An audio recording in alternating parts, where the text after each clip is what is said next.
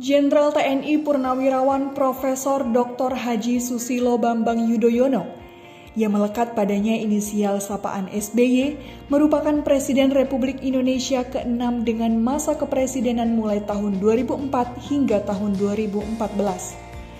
Pria kelahiran Pacitan, Jawa Timur ini ialah presiden pertama yang terpilih di masa reformasi melalui pemilihan umum secara langsung. SBY mengantongi 23 penghargaan dan menerima gelar Dr. Honoris Causa sebanyak 12 kali. Tidak hanya militer dan politik, beliau juga menyalurkan karyanya di dunia musik, karya tulis, dan lukisan.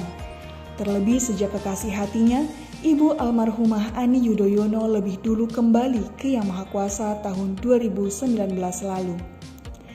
Terdapat nilai-nilai berakhlak dari sosok Presiden Susilo Bambang Yudhoyono adalah sebagai berikut. Berorientasi pelayanan.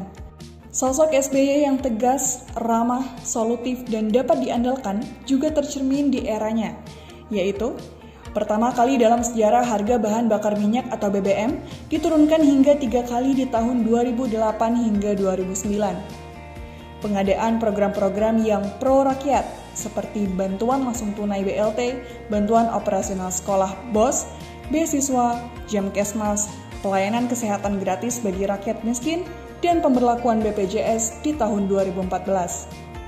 Selain itu, pengalokasian anggaran pendidikan hingga 20% sebagaimana amanah amandemen Undang-Undang Dasar 1945 pasal 31 ayat 4. Hal ini selaras dengan panduan perilaku nilai berorientasi pelayanan, yaitu memahami dan memenuhi kebutuhan masyarakat Indonesia.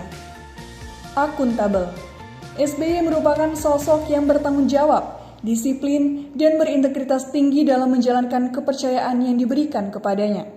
Panduan perilaku nilai akuntabel, yaitu menggunakan kekayaan dan barang milik negara secara bertanggung jawab terlihat di era beliau. Salah satunya kala pelunasan utang terhadap International Monetary Fund IMF di tahun 2006, serta sebagai bentuk komitmen melepaskan negara Indonesia dari ketergantungan kepada IMF.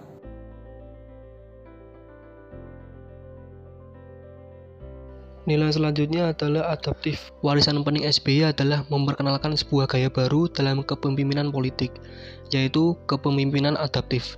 Gaya kepemimpinan adaptif adalah resep dibalik sukses SBY bertahan 2 termin. Alih-alih bertarung secara keras dengan politisi dan partai-partai, SBY justru beradaptasi dengan mereka. Adaptasi dilakukan SBY terutama ketika berhadapan dengan 3 hal. Yang pertama, preferensi publik pada isu-isu politik dan ekonomi besar. Yang kedua, kepentingan politisi dan partai-partai untuk ikut memerintah. Dan yang ketiga, potensi resistensi parlemen berkaitan kebijakan pokok. Begitulah SBY beradaptasi dengan keadaan semacam itu dengan cara membiarkan banyak kebijakan pokok dikelola oleh tiap-tiap peserta koalisi. Para peserta koalisi dibiarkan mencari cara sendiri memetik keuntungan dari pos dan jabatan yang sudah terbagi. Yang diperlukan dari sang pemimpin hanya sikap permisif. Berbagai kasus di peradilan korupsi yang melibatkan banyak pejabat dan sejumlah kementerian adalah buah dari prinsip kerja politik Suwalan itu. Menilik apa yang sudah dan sedang dilakukan SBY dalam konteks di atas, tak dibutuhkan perdebatan sengit untuk menyebut SBY sang master adaptasi politik. Kepiawaiannya beradaptasi mengingatkan kita pada salah satu unsur hukum evolusi, yang kerap kali bisa bertahan bukanlah yang paling kuat, tetapi yang paling adaptif.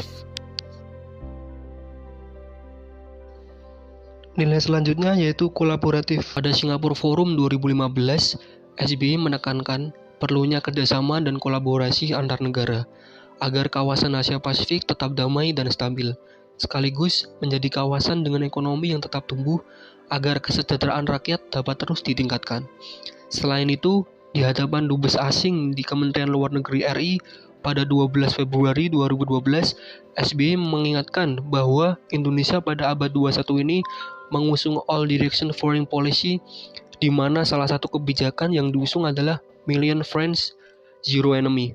Dirinya pun mengatakan bahwa Indonesia akan selalu aktif untuk menjaga kerjasama dengan negara sahabat. Nilai harmonis.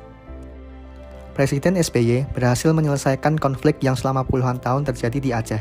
Salah satu langkah kunci dalam penyelesaian konflik ini adalah perjanjian damai yang ditandatangani antara pemerintah Indonesia dan Gerakan Aceh Merdeka di Helsinki, Finlandia pada tanggal 15 Agustus 2005.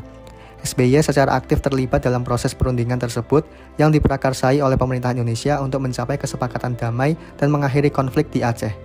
Lahirnya Perjanjian Helsinki diikuti dengan penetapan Undang-Undang Nomor 11 Tahun 2006 tentang Pemerintahan Aceh.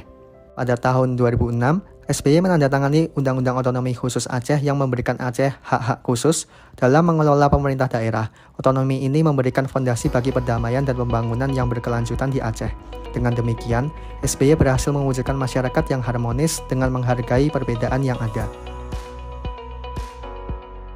Nilai kompeten. Pada 1973, SBY lulus dari Akademi Angkatan Bersenjata Republik Indonesia dengan penghargaan Adi Makayasa sebagai murid lulusan terbaik dan Trisakti Wiratama yang merupakan prestasi tertinggi gabungan mental, fisik, dan kecerdasan intelektual. Karir puncaknya selama di dunia militer yaitu sebagai Kepala Staf Teritorial atau Kaster TNI dengan pangkat Letnan Jenderal. Selama menjabat sebagai presiden, SBY memiliki kemampuan manajerial yang kuat.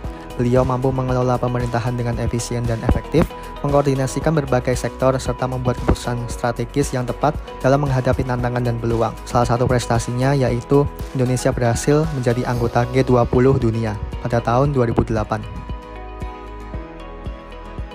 Nilai loyal. Pada awal masa kepresidenan SBY, Indonesia dilanda bencana alam tsunami di Aceh pada tanggal 26 Desember 2004. SBY pun langsung merespons dengan cepat dengan memerintahkan mobilisasi bantuan dan penanganan darurat ke wilayah terdampak, termasuk pengiriman personel TNI, polisi, dan petugas medis ke daerah bencana. SBY pun mengunjungi daerah terdampak, mendengarkan langsung keluhan dan kebutuhan masyarakat, serta memberikan dukungan moral kepada para korban. Respons SBY terhadap tsunami Aceh menunjukkan loyalitasnya terhadap rakyat Indonesia dengan mengutamakan keselamatan, kesejahteraan, dan pemulihan mereka setelah bencana. Tindakan-tindakan ini mencerminkan kepemimpinan yang peduli, tanggap, dan berkomitmen untuk membantu rakyat dalam situasi darurat dan pemulihan pasca bencana.